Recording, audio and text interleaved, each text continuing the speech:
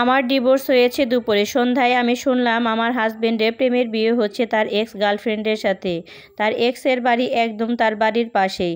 আমি জানতে পারলাম আমাকে ডিভোর্স দেওয়ার 2 দিন আগেই ওদের বিয়ে দিয়েছে ওর বোন। শুনে আমি স্তব্ধ হয়ে গেলাম। উপায় না পেয়ে আমার ফ্যামিলি ডাক্তার নিয়ে আসলো, স্যালাইন করলো আমাকে। রাত 1টার দিকে হাতে স্যালাইন নিয়েই ফেসবুকে ঢুকলাম। দেখলাম আমার ব্লাউজ আমার বেনারসি পরে বউ সেজেছে।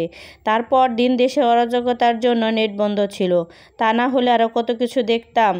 জানি না কিভাবে এগুলো ফেস করেছি। 2 দিন 2 রাত আমি পুরো ঘুমোতে পারিনি। 3 দিন পর আমার ফুপু এসে আমাকে তাদের বাসায় নিয়ে গেল আমার বাচ্চা সহ। আমি সকালে গ্রাম থেকে গেছি। আমার হাজবেন্ড দুপুরবেলায় তার নতুন বউকে নিয়ে তার মামার বাড়ি ঘুরতে এসেছে। আমার শাড়ি পরে আমার বাড়ির সামনে দিয়েই গেছে। ওর মামার বাড়ি আমার বাড়ির পাশেই। আর ওই বাড়িতে ছিল 3 থেকে 4 দিন। কোনোভাবেই আমার ফ্যামিলি আমাকে জানতে দেয়নি ওরা গ্রামে এসেছে।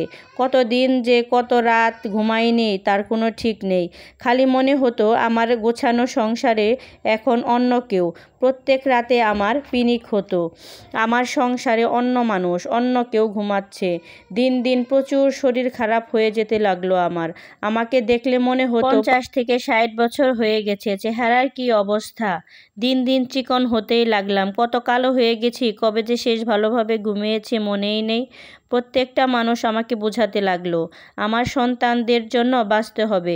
ধীরে ধীরে বাচ্চাদের নিয়ে কাটাতে লাগলাম।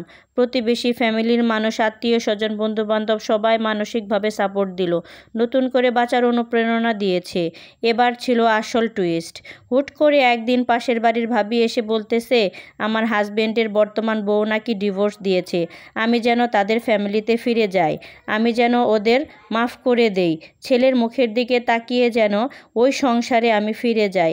এখন মামার বাড়ি এসে ঘুরঘুর করে। আমার জন্য নাকি তার খুব খারাপ লাগে। এত আদর যত্নে বড় হয়েছি যা বলার মতো না। গালে তুলে না খাওয়িয়ে দিলে আমি খেতাম না। সেই আমি সংসার করার জন্য চাকরানির মতো জীবনযাপন পার করেছি। অজস্র গালাগালি শুনেছি, আঘাত সহ্য করেছি। আর কোনোভাবেই আমি ওই সংসারে ফিরে যাব না। কত শত অপমান অপবাদ আমাকে দিয়েছে। আমার শাশুড়ি আর ননদ এসে আমার জন্য গ্রামে কত অপবাদ দিয়ে গেছে। শাশুড়ি তো আমাকে দেখতেই পারতো না, সহ্যই করতে পারতো না। আমাদের বাড়িতে কাজ করে একসময় ওদের পেট চলতো, হয়তো এর জন্য হিংসা একসময় চলেই আসতো। 5 মাস পর 3 দিন আগে আমার হাজবেন্ড আমার ছেলেকে দেখার জন্য আমাদের বাড়িতে আসে। আমি দেখতে দেইনি। এতদিন যে ছেলেকে ছেড়ে থাকতে পেরেছে সে সারা জীবনই থাকতে পারবে।